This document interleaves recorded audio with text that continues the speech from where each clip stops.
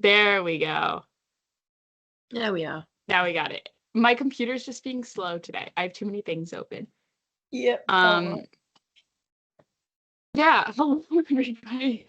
Welcome back to another episode of From the Fourth Line, presented by Offside News. My name's Emma, and I'm joined as always by my lovely co-host, Marcie. Hello. I didn't realize, is that a new fleece? I've not seen that fleece before. It is. Me and vintage.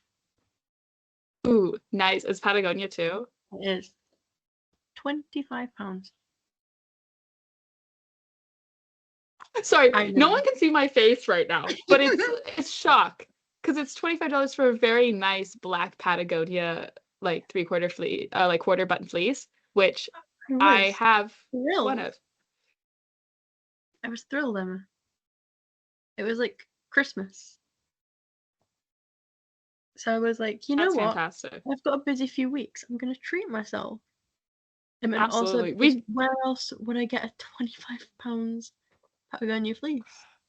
I know we don't have, like, I feel like, because we have like Depop and like Poshmark here, but like I feel like everyone finds like so much better stuff on Vinted, but we don't have Vinted here. That sucks. Yeah, it does. But we're not here to talk about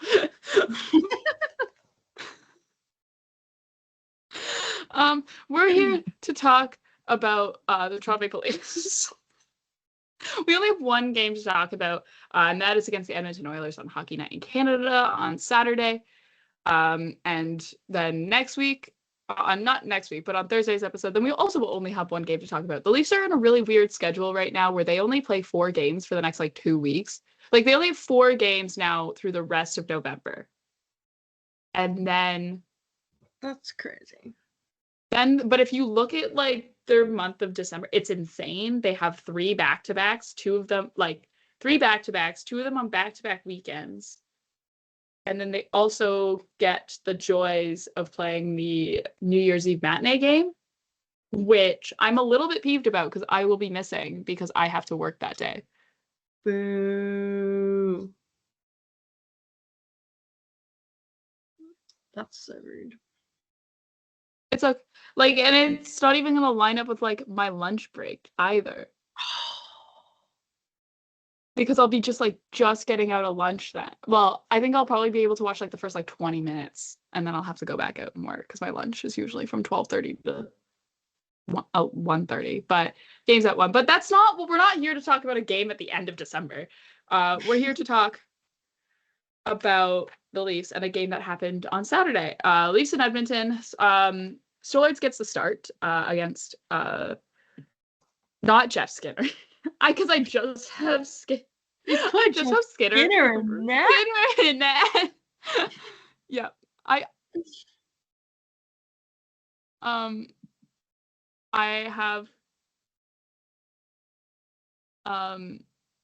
have just Skinner written in my notes, and I don't know why my brain was not giving me Stewart. It was just being like, oh, Skinner, you mean Jeff. It's Jeff. It's Jeff. But yeah, also Robertson back in the lineup with Steve's out, and there is still no Austin Matthews. We will talk about Austin Matthews later. Because but I don't, because I missed the first half period of this game. I went to go see Venom 3. It was great, had a great time. And then I was watching this game like with other people, so I was not really like taking notes in the same way that I usually do about games. So I just have like players that we can talk about. So we'll start with Bobby McMahon. Bobby McMahon. He had a 2-goal game, which very nice. Very nice for my fantasy team. The first what do I have? I have Drive the Net. Yes, because he was doing that really, really well on that line with Marner and Tavares. And he fits there, like, you know, because he is that very much a stereotypical like power forward type archetype of a player. And I'm trying to picture the goal in my head now because he had 2. I think I'm thinking of his second goal where he drove the net. Am I right? Sorry, it's been a long day. I've been writing a paper all day today.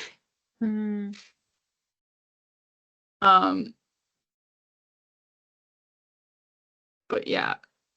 But yeah, no, sorry. Also as well for Bobby McMahon though, 3 goals in 2 games. Connor McDavid, who?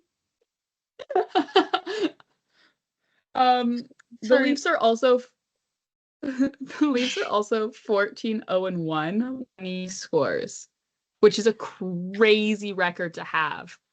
So, like, in other words, Bobby McMahon is God.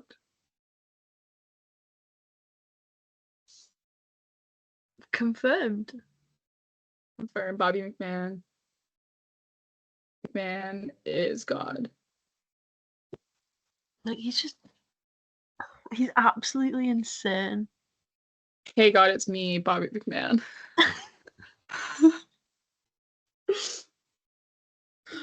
Oh. You read that book. You read Hey God, It's Me, Margaret. Did you read that? No. No? I did. No. You never read Hey God, It's Me, Margaret? No. Wow, missing it. I fear not.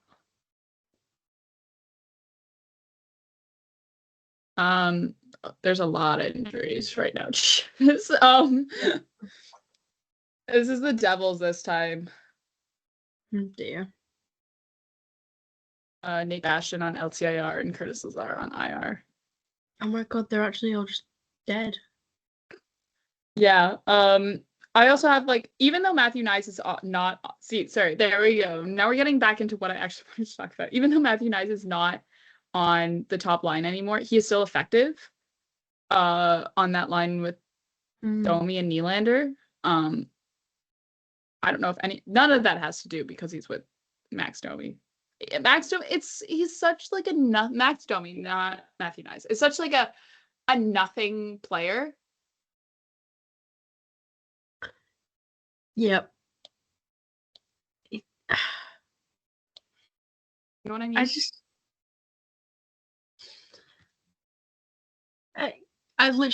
got in my notes, can we throw Max Domi away? Because it's not in the way where it was like he's such a nothing player and like the David Kampf way, but like David Kampf is such a nothing player and like he brings nothing really offensive to the lineup. Like with it, like he has no like offensive. He's not known for his offensive prowess, but like you can put him on the penalty kill and like rely on the fact that he'll do a good job 9 times out of 10. Yeah. Right? Like that's what I mean when like David Kampf is a nothing player in that aspect. But like Max Domi is a nothing player and where he doesn't bring anything defensively. And they can be like, okay, but like he's an offensive, but he like also isn't. He had multiple chances in this game, and he has had multiple chances in the past couple of games because he's been getting an increased role on the team and just like hasn't scored. Is he still like on that like pointless streak? Yep. Is he still? Isn't that like 12, 13 games now?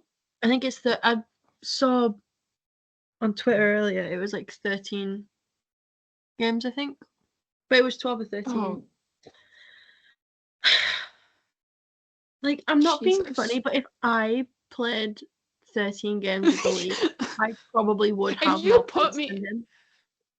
If you put me out there with, oh, you're right, it is. If you put me out there, because at one point he was on a line with Mitch Marner and Matthew Nyes. If you put me out there on a line with with that like Leafs top 6, and I just stood there with my stick out, I'd probably end up getting a point before Max Domi.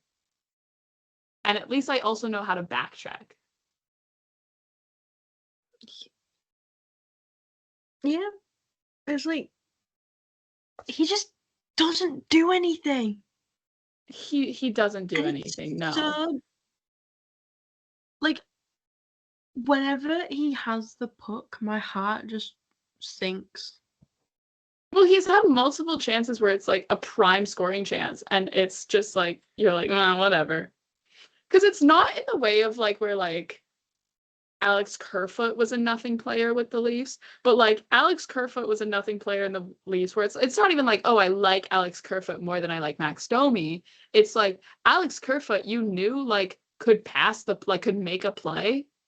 Mm. And right, you know what I mean? Like when I talk about like Alex Kerfoot as a nothing player, he was a nothing player in the fact that like he couldn't finish chances, but like he also would pass the puck. Where like Max Domi doesn't finish chances, and he's like, "But guys, I'm such a great playmaker. I love passing the puck." But like, he also can't do that right now. You know what I mean? Where it's like, oh, if you can pass the puck, then you're maybe not getting goals, and that's fine. You can be on a goalless streak, but you're still getting points. But he's not even getting points, and he's on a line right now. Well, he was on a line with Matthew Knies and Mitch Marner. Now he's on a line with William Nylander and Matthew Knies. And like Matthew Knies and William Nylander are getting points and scoring goals. Matthew Knies has 8 goals on the season. Which we're going to talk about one of his goal last night, where it was Evan Bouchard made a mistake trying to make a pass to Connor McDavid, but like wasn't looking. Yeah, that was a mess. It was just weird. And it was like, I mean, like this is not an Edmonton Oilers podcast. But like Evan Bouchard, it's just like no, much to the disappointment and chagrin of our Edmonton Oilers beat writer at Offside, Casey. Love you, Casey. I'm working on like 3 or 4 articles with Casey right now, and so I think we have like 4 that we want to like that are like on our list. It's fine. This has been the Oilers mention dedicated to Casey. Dedicated to Casey. Yeah, but like Evan Bouchard, like, well, it was the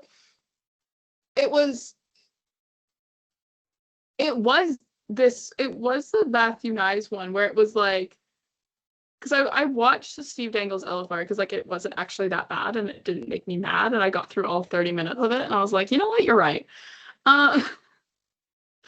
But I know, like, when they win, they're watchable. Just throwing that out there. No, they are. When they win, they're watchable. When they lose, I think scrolling through Twitter is like less painful. Yeah. But Evan Bouchard, it would like it went in the net and then it bounced out of the net, right? And Evan Bouchard picks up the puck and starts going back down the other end of the ice. It's like, buddy, what are you doing? What are you doing? I don't know. It's like weird. It's like he can be a good defenseman. He's a big body out there for sure. And he just like doesn't want to. And then like was like, well, I can go play offense now. Let's go. Whee! Whee! John Tavares. The only thing I have about John Tavares written down here is that like he can be our first line center temporarily. He's not our like, we don't know when Matthews is coming back, but like he's not, you know what I mean? Like it's like, oh, okay, John Tavares is actually effective as our first line center. Okay, is it 2018 again? It must be. It must be. I will say though, there was it was on the game time goal where his stick gets pushed away by Connor McDavid. And that caused a little bit of an uproar because it was called against the Leafs with Bobby McMahon a couple of games ago against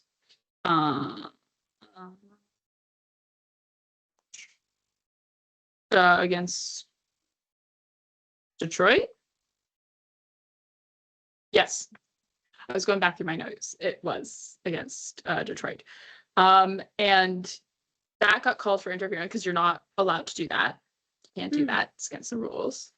And obviously, then you would expect the same thing to get called for Connor McDavid. And I think like that is one of those situations where like if it's seen, it gets called, and it also depends on who the refs are as well.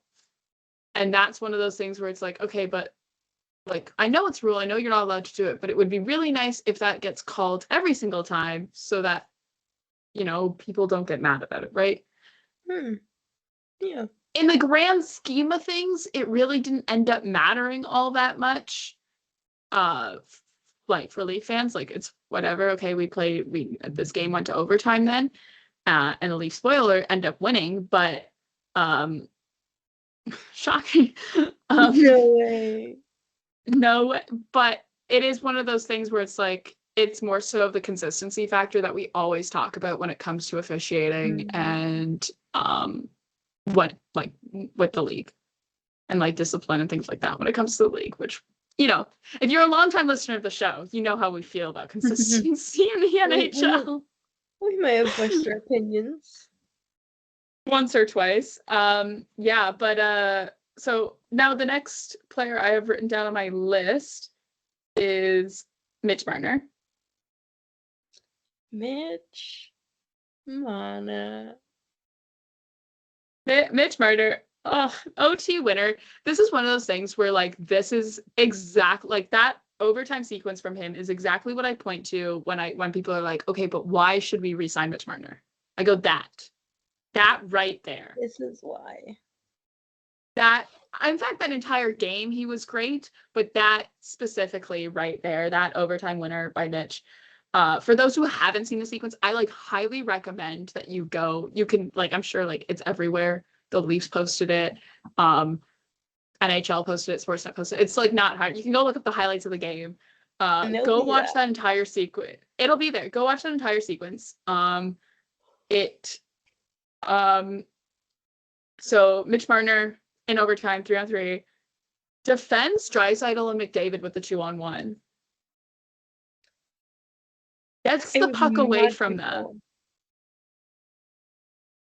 And then is down the other end with John Tavares, which, by the way, hats off to, like, this is where I was most impressed was the fact that John Tavares was keeping up with Mitch Marner. Mm-hmm. John Tavares, who we've notably criticized him for being a slow skater. Yeah.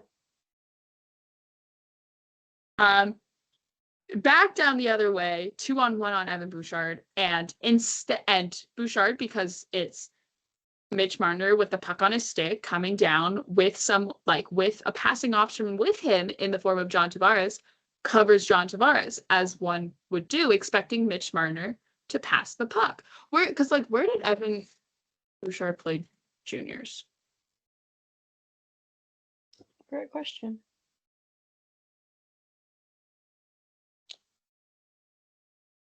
Oh yeah, no, yeah. Mm-hmm. He knows what Mitch Marner will do very, very well because he was on the London Knights with him in 2015 and 2016. So yeah, Evan Bouchard does know what Mitch Marner is probably thinking of doing in that moment, or like what like everyone else, like all of Leafs Nation, everyone on the bench, you know, probably everyone on the Edmonton Oilers. Everyone watching that game expected Mitch Marner to do in that scenario where he has the option to pass to John Tavares, who is a very adequate goal scorer. Right? Like,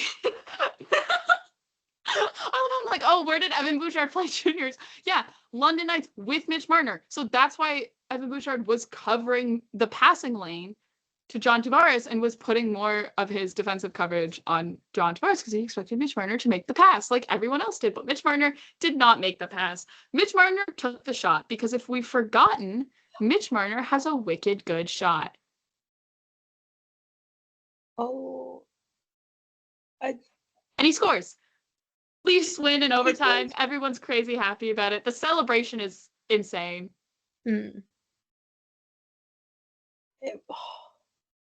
It was just the moment he scored, you know, when you just kind of like my jaw hit the floor. I was like, yeah, my jaw didn't hit the floor. I got up off my couch. No, you hit the ceiling. I hit the ceiling of my living room. That goal did get a standing ovation in my living room, and it wasn't from just me. I was watching the game with two friends, so it was we all got up off the couch and cheered. As she should. Yeah.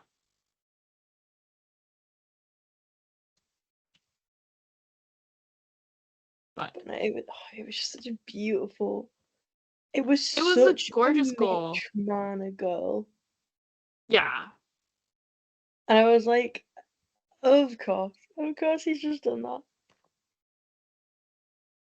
Yeah. I think even like some of the quotes as well were like, oh, we all like if you asked, not if you, because they did, players post game were asked, did you expect like on Mitch Marner's OT goal? And I think all of them said, oh, I expected him to make the pass. Which like I think is, like Mitch Marner's shot and his ability to score goals is a very underrated part of his game. He just is one of those people that always looks for the pass first. And this time he didn't, and it was good. Now there's one thing about this game that we have not talked about for obvious reasons, just because we wanted to spend the most time on it in the discussion of this game, and we didn't want to then have to think about, oh, we have other aspects of this game to talk about. So right, obviously, I think the elephant in the room, at least for the weekend, was that Ryan Reaves hit on Darnell Nurse in the first period. I think it was the first. Yeah. Yeah, in the first period. That's a bad hit. I think Awful. anyone who was watching that game in real time could tell it was a bad hit. Like there are certain times where there are bad hits that just don't on first, like in real time on the broadcast as it happens, do not look like bad hits just because of the nature of camera movement and the fact that sometimes the angles aren't great, because of just camera placement in the arena, like how it's in frame, the speed of things. But that was one of those hits where like you could tell as soon as it happened that it was bad. And before even seeing Nurse like on the ground and not getting up and bleeding, you knew it was a bad hit. It's just one of those ones, right, where it's like you can tell right away. And it was a very bad hit. You can't do that. It was, for those who hadn't seen the video, it's everywhere. Like not everywhere, but like it's not difficult to find.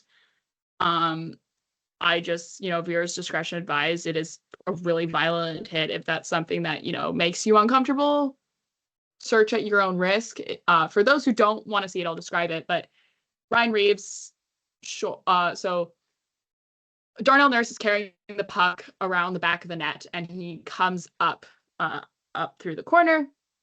And instead of coming directly up, straight up as soon as he gets past the net, as like sometimes, like I saw people who were going, well, that's the norm. And I'm like, I don't know if that's exactly true. Like, yes, I've seen it very commonly where that puck is carried up directly along the side of the net. But I've also seen defenders take the puck on a little bit of a wider turn. You know what I mean? Like, especially if there's no rush for them, like they don't have to, there's no rush for them to like carry the puck up through their zone, if that makes sense. You know what I mean? Yeah, I know what you mean. Because I saw some people being like, oh, well, Reaves was expecting Nurse. I'm like, that's not always the case, though, however, right? Like, you still have to be very mindful of the contact. And so Ryan Reaves, not raises, but yes, drives up through the head with his shoulder. It's direct head to shoulder contact. Like, it's not even like, oh, he glanced off the shoulder and it rode up high towards his head. No. It was direct shoulder to head contact. Ryan Reaves gets a 5-minute major and a game misconduct, so his night ends early. Leafs do kill off that penalty, though, which, I know we're here to talk about the hit. I will say that was a heck of a penalty kill by the Leafs. Because you are going up against the Edmonton Oilers on the power play, and the Oilers had already scored on the power play against the Leafs that game. So to kill off a 5-minute major is huge. Job well done. But yeah, so back to the run. Like, there's no excuse for this hit. It's dirty no matter which way you look at it. I know a lot of people are going, oh, like the people who, I don't know if you're like trying to defend Ryan Reaves, I don't know why you're wasting your time defending Ryan Reaves. Like, save your breath, please. Like, there's just no point.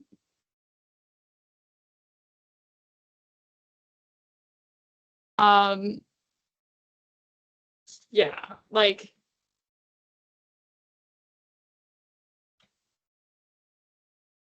sorry, I'm getting asked a question about waivers right now. You read the CBA for fun one time, and then everyone goes to you for questions. But yeah, like, and also as well is like, my thing is like, because I saw people going, okay, but like Darnell Nurse's head was down. I'm like, you still can't do that though. You still can't do that. Like, the onus should not be on the player, like, should not always be on the player to protect themselves. I know, yes, okay, you have to keep your head up. You can't look at your feet, whatever. I've done sports before.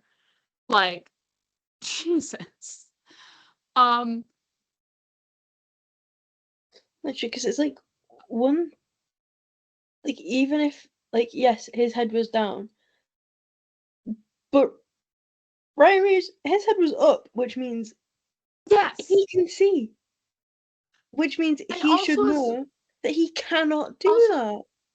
Also as well, I looked into this because I was like, Darnell Nurse is a big guy, right? This isn't like your goat, like your Ryan Reaves, and you throw a hit on, say, Cole Caulfield, and because you are Ryan Reaves, 6'2", on 6'8" Cole Caulfield, your shoulder is going to be at head height, right? Like, that's Darnell Nurse is a large in fact, I looked up their heights because I didn't want to just be spewing whatever, like, from the seat of my pants going, oh, Darnell Nurse, I know he's tall.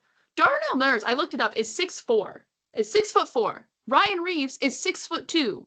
So Darnell Nurse is taller than Ryan Reaves. And even if Darnell Nurse is looking down, he's not hunching over, right? So for Ryan Reaves to hit Darnell Nurse in the head, that you have to, with his shoulder, you have to purposely drive your shoulder, like, you know what I mean? Like, you have to make yourself taller to have contact with someone's head.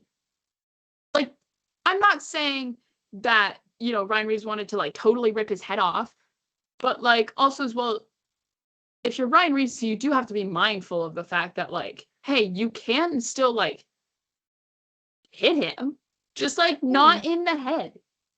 And, like, you hit him in the head, and it's a conscious effort to hit high on a guy who's taller than you, right? Like, that's what I'm trying to get at. Literally, like, it's a conscious, it's not like, oh, the guy is, a few inches shorter than me, and his head just happened to be where my shoulder is, like if you know what I mean, right? No, it's the guy is taller than you. And you could see on the replay the way that Reaves drives his body upwards to make contact with the head. And you can't do that. And the way that head contact rules are written is, yes, it puts a lot of perception in the way of, like, people have to think that the onus is on the player who's getting hit to protect themselves. But also as well, you still have to make sure that, like, players aren't purposely still hitting people in the head because the players they want to hit are looking down at their skate laces. You can't have that. No. And that's what I'm trying to drive, the point I'm trying to drive home, because I saw so many people going like, hey, Nurse had his head down, should have had his head up, that's on him. And I'm like, no, it's not. Because Reaves still, like, could have not, like, you know what I mean? Like, I understand the position that Reaves was in. Your team is just, your team just allowed a power play goal to the Edmonton Oilers. You're fourth line. You're on the ice for the next line out after that. And you have to try and bring the energy back into your team and to, like, get that motivation again and bring the momentum back to your end of the ice. But there's a way to still throw a hit on a guy like Darnell Nurse and, like, not give him whiplash and a concussion. Yeah. Like, if you look at the stills, I don't know if you've seen the stills of it, like, the way that Darnell Nurse's head like, his neck almost, like, snaps around. Yeah. I don't know if you saw it. Yeah. Well, because like Sportsnet then played the hit before they went to commercial in slow motion about 5 times. Yeah. It was bad. So obviously, like that's what I have to get with this is like, and this I'm not saying this is like connected to our feelings on Ryan Reaves' contract and how he's paid too much money and is signed for too long for the job that he does. We had a whole bit about it on the show where like if you needed a vibe guy that badly, you could have hired us. One of our greatest bits of all time.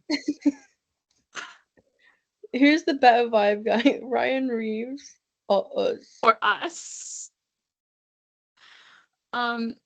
But that's not even that. If this was done by anybody else on the like the Leafs roster, I'd also be as equally critical because you can't do that. Head contact is such a it's such a dangerous thing. Yeah. Like you don't mess around with head contact, right?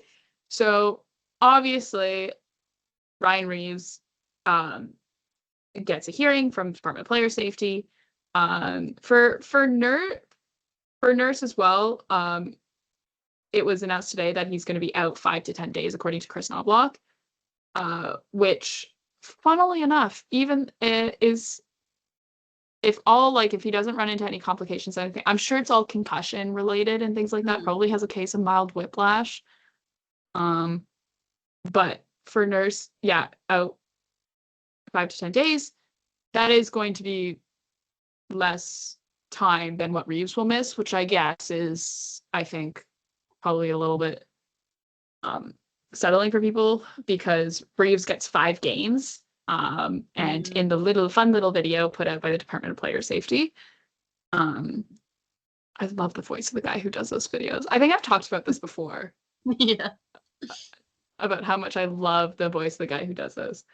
The 3 reasons, because they always state the key points or whatever, right? For the suspension, it's contact with the head, injury on the play, which Nurse, was bleeding and had to leave the game, and now will miss 5 to 10 games, which is the rest of at least the rest of the Edmonton Oilers,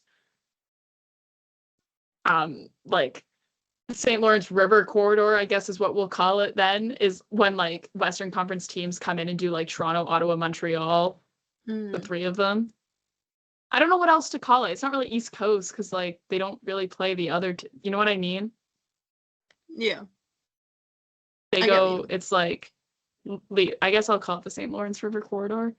I can't even call it like the Ontario, like because like Montreal is in Quebec, but and like Toronto isn't really even on the St. Lawrence either. It's on Lake Ontario, which is connected to St. Lawrence. We're not going to get into the specifics of geography here. That's not what we're here for. But so he will be out for those games. That is kind of a blow for Edmonton. I mean, Nurse is one of those players where they're paying him too much for what he does, but he's still not like absolutely terrible. Yeah. It just also sucks to see a guy hurt. And then also as well, Ryan Reaves has history. That's the 3rd point. It is his 4th suspension in his NHL career, his 2nd suspension for head contact. He had 3 regular season. This is his 3rd suspension in the regular season, and then he had 1 in the playoffs when he was with Vegas. So 5 games. So for what that means for how long he's going to be, like when is he going to be eligible to return to the lineup? The Leafs have the most barren the rest of the month of November that I've ever seen on an NHL schedule. They play 4 games in the next 2 weeks. They play only 1 game this week, and then they play Sunday, Wednesday, Saturday next week. So for the Leafs, though, for those wondering, Ryan Reaves will be eligible to return to the lineup December 4th. That's a game at home against the Nashville Predators. Which like, okay. I don't like okay. Alex Steves will get a look. you know, like we'll get more chances, which is, you know, good for him. Yeah. Yeah, I don't know, just Yeah. I mean, in my notes, I have just kind of got freedom ? yeah, that's the thing too. It was like, I don't know how much of a hardship this is for the Toronto Maple Leafs, being forced to not have Ryan Reaves in their lineup for 5 games.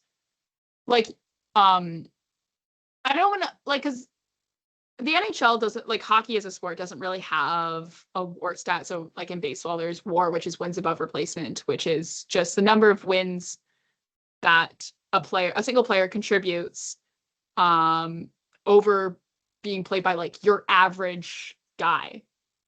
Right? Like, if you were to just put Joe Schmo, average MLB player, in that player's position, how many wins more or less does that player provide over the average player? NHL doesn't really have that. There's like a couple stats where you can quantify that, but it doesn't have like the same way where in baseball it is one stat.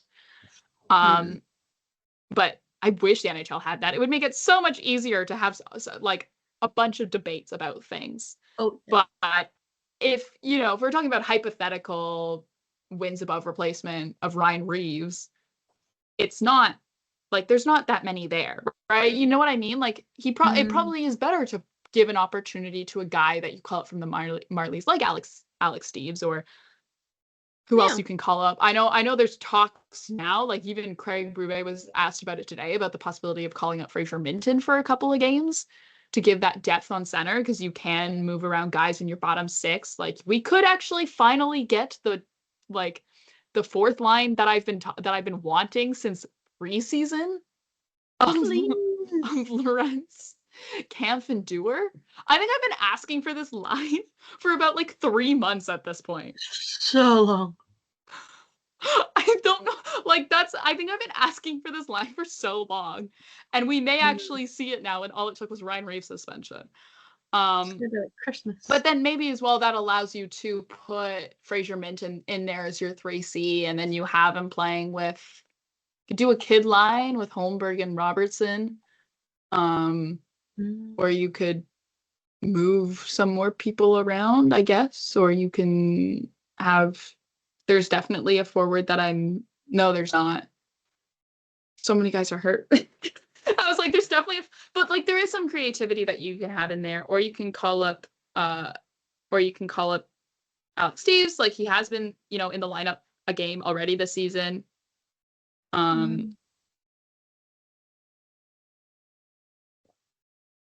So as an Alex Steves truther,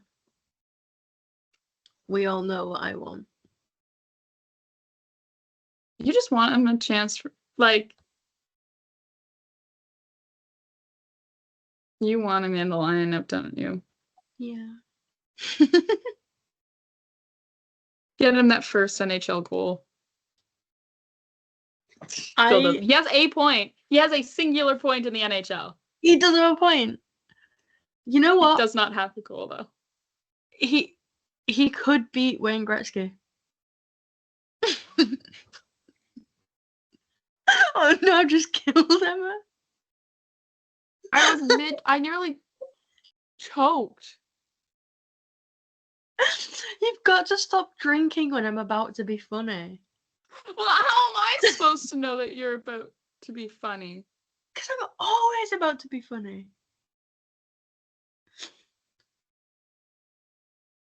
But I think it's time we start that conversation. Is Alex Steves better than Wayne Gretzky? The answer is yes.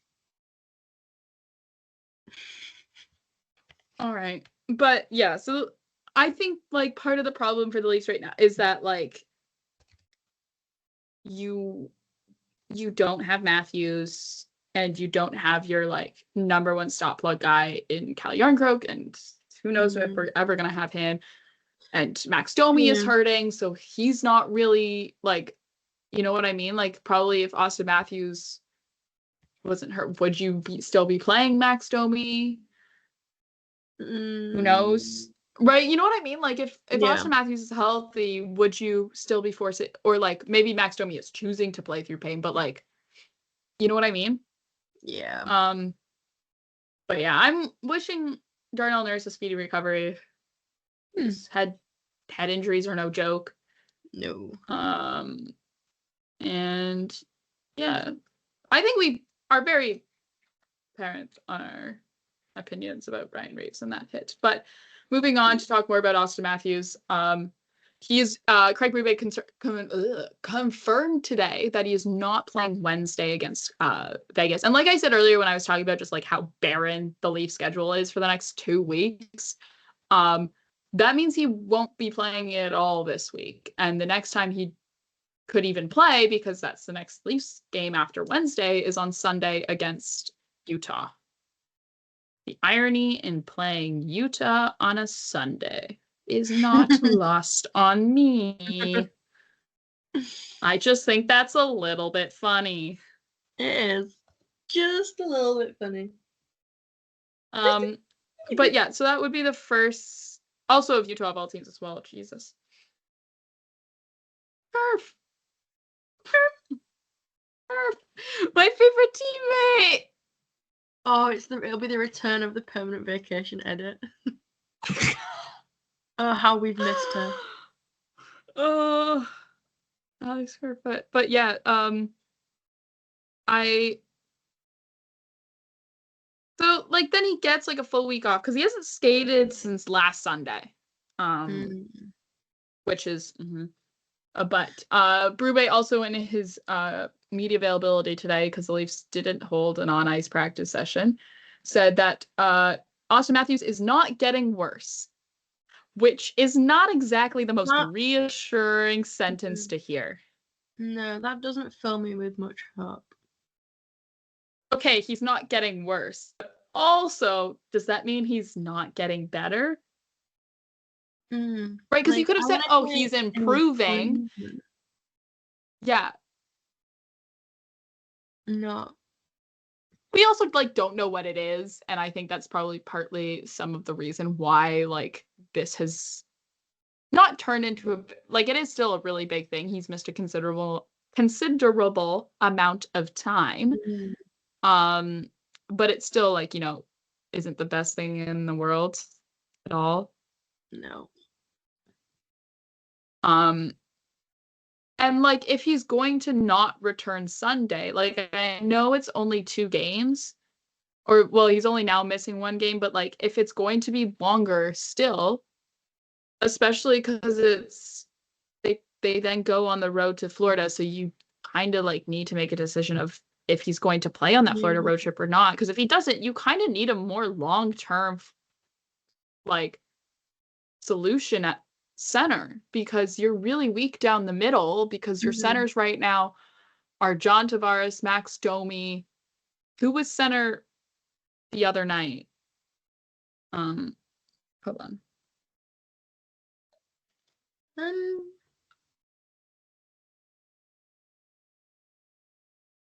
I'm pulling it up now. See, it's been so long since they last played. Oh, here we go. It's just loading. It was like 2 days ago. Kampf and Lorenz. Sorry. Yeah. Those are your centers. That's terrible. And this is what we were talking about earlier about maybe you look into options like Fraser Minton, who has been having a pretty good go of things right now in with the Marlies. I know some people are like, why not the other Marlies option, which is like, sorry, I'm just also trying to, no, that's not what I want. I want their lineup. Sorry, I'm going back and forth between things. It's just there we go. Like, I guess what, because it would be, your options are Logan Shaw, like Fraser Minton. Because I know that Alex Dees is not a center, is he?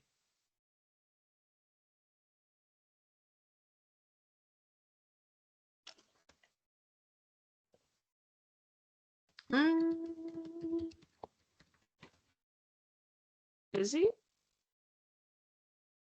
Oh, he is. Yeah. Okay. So maybe you do. I don't know. Maybe I just, okay, you know what? Call me biased. I just want to see Fraser Minton. Sue me. I'm very real for that. We miss him because, we can't watch AHL games because You can watch one because it was the free stream on YouTube this weekend. and that's it. So sue me for wanting to see my Leaf prospects. Sue me. Sue me. Sue me for wanting to see Fraser Minton.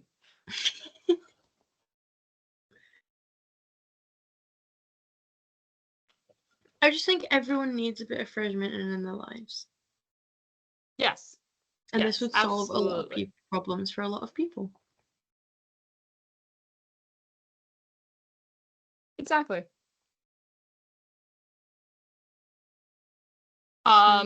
Yeah, so the Leafs do definitely have to think about solution. Like, it depends. I know Auston Matthews, like, maybe Matthews is missing Wednesday's game and that's it, and you can kind of get by, especially for against a Vegas Golden Knights team that had Ben Hutton as their fourth line left winger last night against Washington. Oh boy. Yeah. For those who don't know who Ben Hutton is and just heard me throw out a name and you're like, what? He was with the Leafs for a short period of time during the COVID season, played 4 games, but notably, he is a defenseman. Yep. So it's rough. That's how you know. You know what though? I actually don't know what the goaltending situation is looking like because I do know Samsonov played Sunday, so I do have to look though. Like, if Aiden Hill is hurt, I don't know.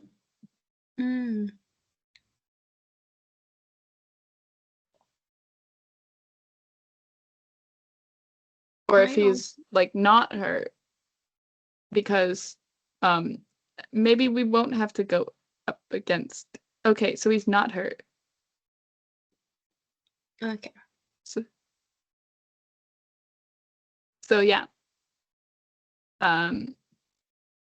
Odds are we will not. Oh, thank God. The Leafs will not be playing against Ilya Samsonov in net. We are safe from experiencing Ilya Samsonov goaltending. Oh. Oh, Sammy.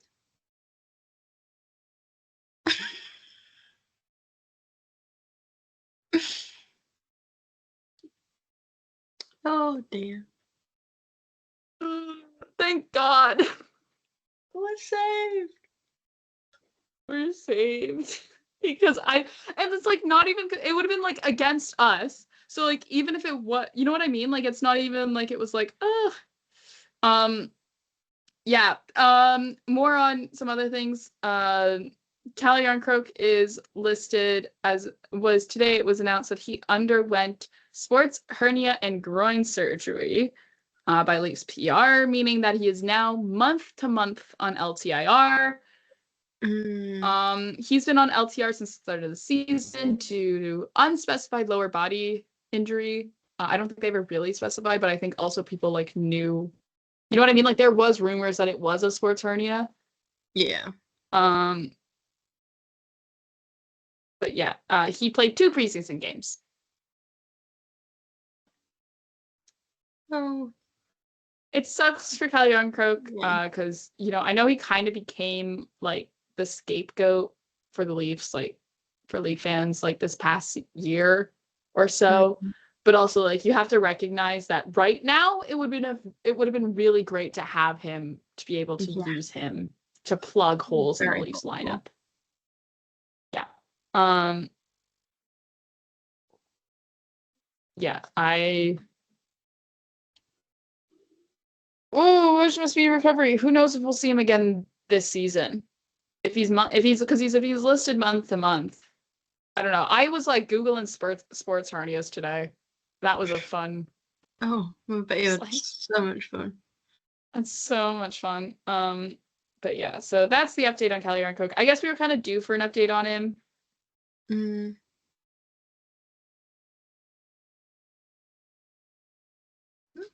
But yeah. Also announced today, I guess we're gonna, so Leafs play on Wednesday against Vegas Golden Knights. I'm assuming then, like, because we don't really know, like, the game is still 2 days out. Leafs did not skate today, so like we didn't even see lines or anything or what that could look like. So, but I'm assuming, like, I think it's safe to assume that like the Leafs are now going like alternating between like Stollarts and Wool now. I'm assuming that's what they're doing. Yeah. So Wool plays against Vegas, Stollarts against Utah. I mean, we'll see closer to the date. It's just hard to like talk about a game that, even though it's like the only game this week and it's the only one that's happening between now and like our next episode, it's hard for us to even like preview it because we haven't seen lines since Saturday. Right? We haven't, you know what I mean? Like, we don't know who's going to be in that and things like that, but it's Vegas, baby. It's Vegas, baby. Yeah, I don't know.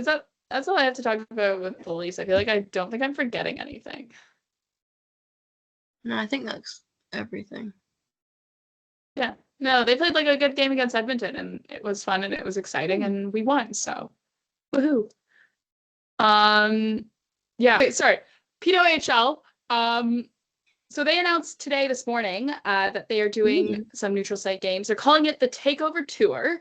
Which I don't believe is what they called it last year, but they are having 8, yes, I can count, 8 games at neutral sites, that are not, like, I think, okay, I have to specify, that are not, like, where, like, it's not like where the Ottawa Charge is playing Montreal Victoire in the CTC in like 2 or 3 weeks.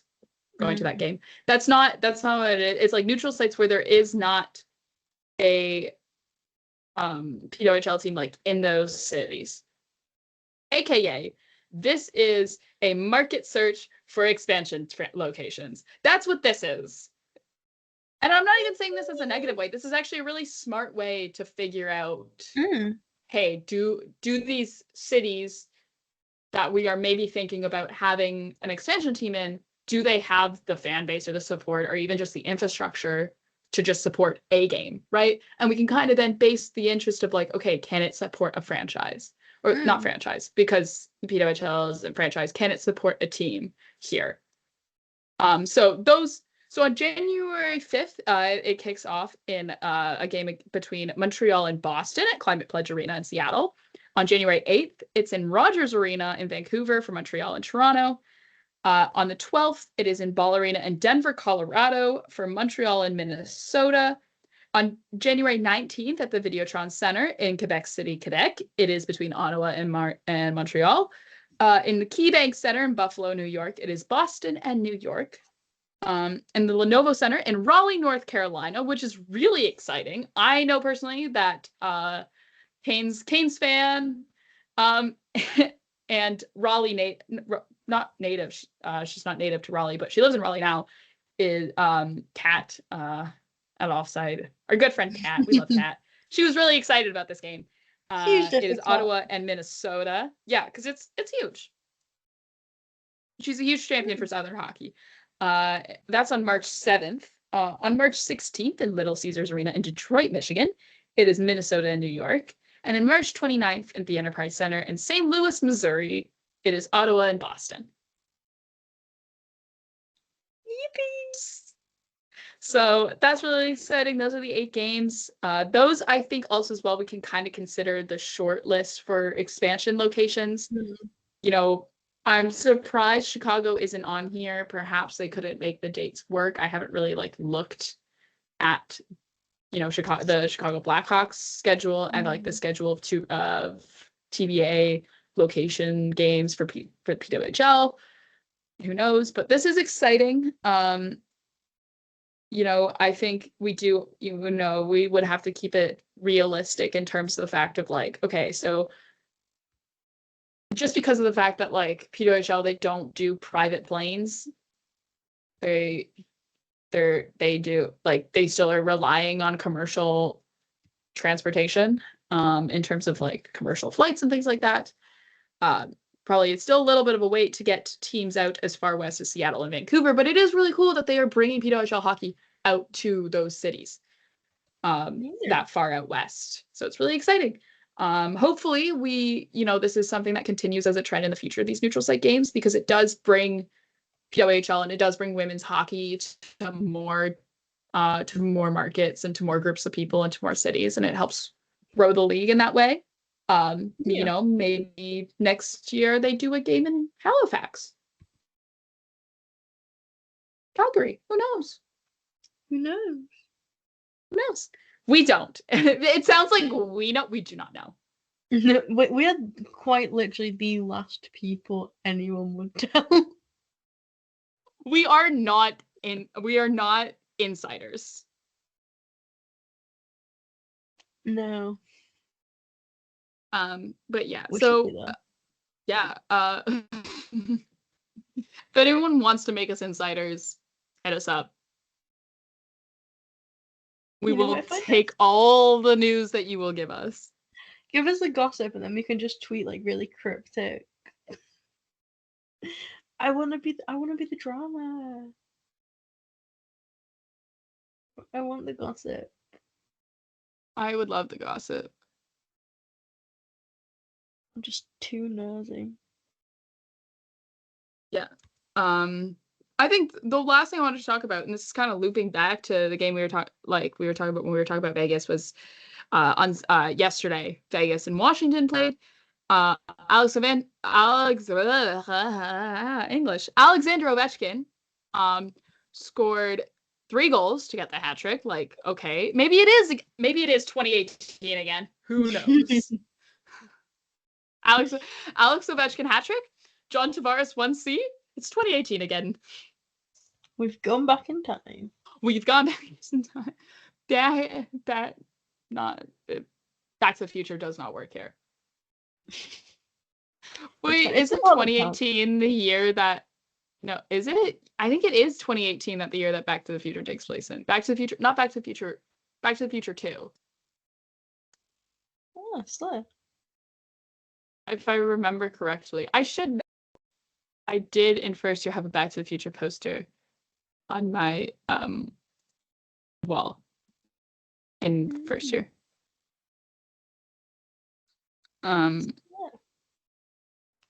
Oh, 2015. There we go. I mean, it could be 2015 too. But yeah, so he scored 3 goals, meaning he is only 28 goals away from Gretzky's record. So then I asked the question to you, and this is not me springing it out on the blue. It has been in our episode notes for about a week now. Can Alexander Ovechkin reach Wayne Gretzky this season? Yeah. That's like, yeah.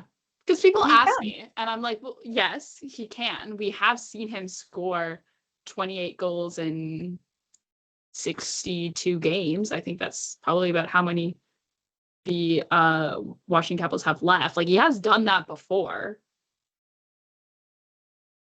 And like, at the end of the day, all he needs is a few really, really good nights, and it'll... Yeah, like, and it'll fly, like, the numbers will fly off. So...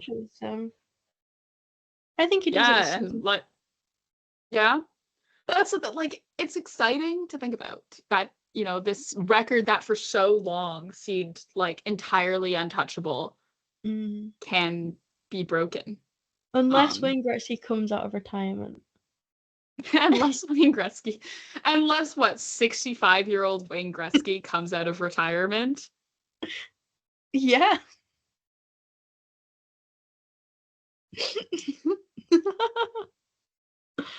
Oh, Yeah, because that's what he's going to do. he might really want to keep his record.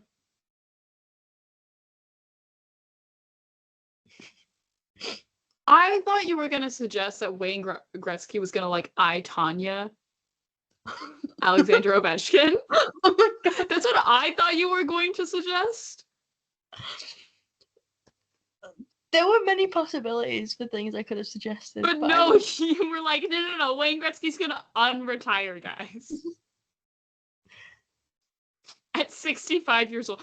And so I thought that the craziest unretirement of the year so far would have been Lindsey Vonn unretiring at age 40, which is for such a niche demographic of people, none of which I think listen to the show.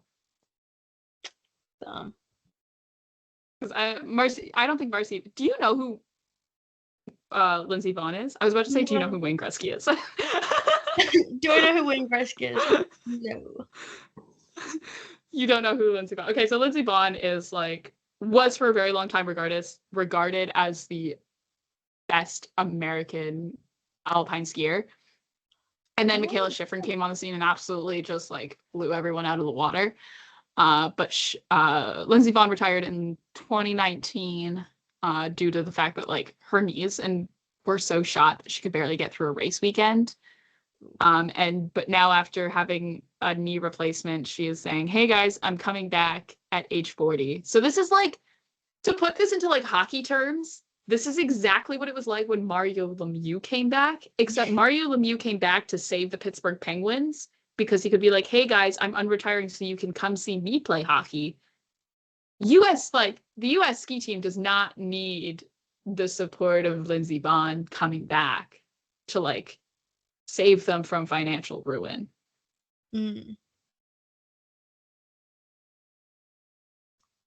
So it is, but it is, pretty similar to Mario Lemieux coming back and being like, "Hey guys, I retired, but now I'm not retired." Yeah. Oh, you thought I was serious when I retired. Oh. I'm just joking. It's just weird because for Lindsay, I don't know. It was something I was thinking about. She probably wants to do another Olympics because the qualifications for the Olympics is dependent on the World Cup standings of the season prior. So maybe that's what it is, but also she's 40 and does primarily speed, she's a speed specialist, meaning the pressures and velocities that her body goes under is so much greater. I don't know. This is not a skiing podcast, but I did want to bring it up last week and then I didn't. So I didn't. So now I get to bring it up now because we're talking about old men. Hey, Lindsey Vonn is relevant to hockey because at one point she was engaged to PK Subban. Oh. Did you not know that? No. Yeah, they had a house together and everything, and then they broke off their engagement. Damn.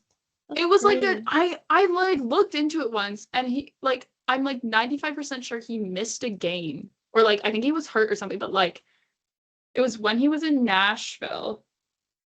He was at her World Cup race, and the Predators were playing that day. I looked it up because it was I was looking up articles and stuff about Lindsey Vonn for something, and it was oh, and PK Subban showed up at her race. It's there, and I'm wait, didn't he have a game? Oh wow, that's insane. Yeah. But yeah, so maybe Obi, if Wayne Gretzky doesn't I, Tanya, Alexander Ovechkin, we just remake. I feel this is all we're not suggesting this is what happens, nor do we want this to happen. But if there's a remake of I, Tanya, where it's Wayne Gretzky, I, Tanya, Alexander Ovechkin, and it's called I, Wayne.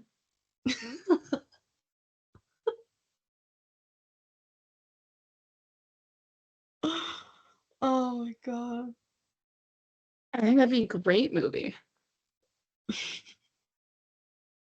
Oh, that'd be Have brilliant. I don't know. Have I don't know. Jari Curry. No. It'd be Mark Messier who would be like the guy to like, because you know what I mean? Like, because, you know, like, you've seen I, Tonya, right? Yeah. It's like, it was like she got like she got someone else to like smash in the kneecaps of Nancy Kerrigan. Mm-hmm. So it's like, it's Mark Messier with a baseball bat. Oh. This is so not, because like, this was a terrible thing to happen. Yeah. But what? also, what if Wayne Gretzky, I, Tanya's Alexander Ovechkin? Oh my. Why? But it's Mark and uses. But he gets Mark Messier to do. Oh my god. I'm just having like the mental image of like evil bald Mark Messier holding a baseball bat.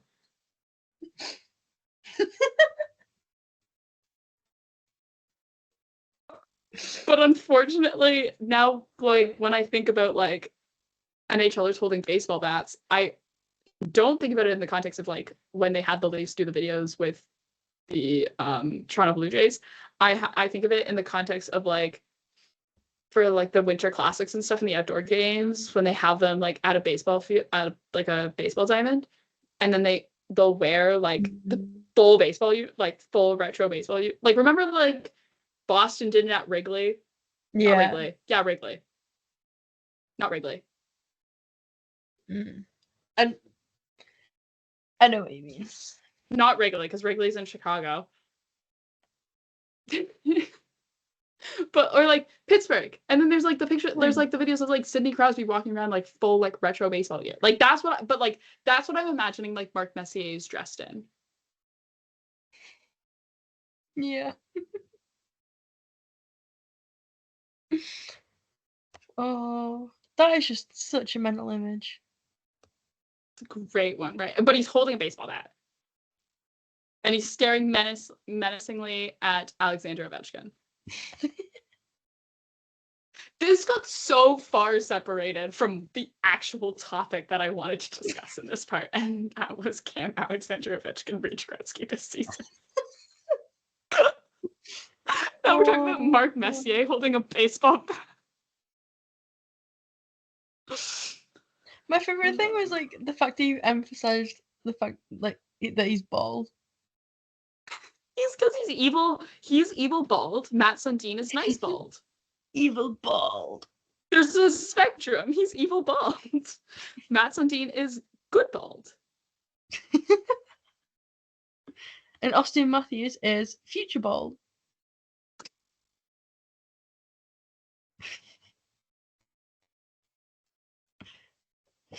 Not if his upper. Do you think maybe his upper body surgery is him getting a hair transplant? Not surgery, but his upper body injury. The funniest thing in the world. Like imagine it's like, oh, why has no one seen him? Oh, he's in Turkey getting a hair transplant. Well, just remember when Harry Styles shaved his head and he was like, I did it so people wouldn't recognize me. And then people recognized him right away anyway. So then the rumor started that he did it because he actually got a hair transplant. Oh god, I just love. Do you remember that?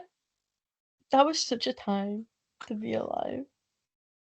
My favorite thing was seeing on Twitter that he had shaved his head, and I sent my sister a picture like immediately. And I think like that was like she was so distressed by it.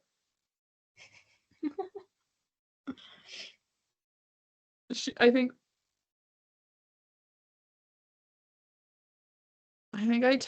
I was like, Harry Styles shaved his head like buzz cut, and she said, I don't want to hear it. And then I sent her like a pop-based tweet, and I was like, accepted ads. She was like, never. And then I sent her another picture, and she said, you gotta accept it. And then she sent me back, oh no, oh yes. Oh my god. So for like 3 separate times that I've texted her, like it was like 3 conversation chunks in a row. The topic of conversation was Harry Styles shaving his head. Oh god. It was just such a insane time to be on the internet. I was having such a laugh about it. Oh yeah. But yeah, with that, we'll end our show here. Being on that mental image. Oh my god. We'll end the show here. Thank you guys so much for listening. We'll be back on Thursday with another episode to discuss the Leafs, taking on the Vegas Golden Knights on Wednesday. If you would like, we are a show that is presented by Offside News. If you would like to follow them on all social media platforms, you can at Offside News Co. Or you can also find and read all their wonderful articles that go up on offsidenewsco.com. There was Randy's Leafs recap just went up today as well, so you can go read that. It's a great read, and it talks more about what potentially could be keeping Auston Matthews out of the lineup. You can, if you would like to follow the show, you can follow us on Twitter and Blue Sky at From the Fourth Line. That's fourth with the number 4TH. Or you can find the show wherever you get your podcasts. You can also, if you miss us that much between episodes, you can follow us on Twitter and Blue Sky. Although I've posted 3 things on Blue Sky since I've made my account. I am not great with the cross-platform posting. Oh, I'm terrible. I just can't do it. I also, it like doesn't help that I don't have the app on my phone. Like it is something I only check off my computer, which maybe is a good thing because it means that I'm not on, like I'm not scrolling as much because I'm on my computer. Not like, it's not like, oh, I'm bored, I'll pick up my phone and scroll in the same way I do on Twitter. But it does also mean that like my cross posting on both platforms is terrible. But like I'm also there. Marcie kept hers easy and kept her user the same on both. I did not. She is at 60 Leafs on Twitter and Blue Sky. I am at PairB1 on Twitter, at PairB on Blue Sky, because I could not have the one, and I chose to do that. You wanted to be special. There's always one. I just wanted to take the one out of my username. What can I say? But that being said, thank you guys so much for listening. Again, we'll be back on Thursday with another episode. And with that being said, go Leafs go. Go Leafs go.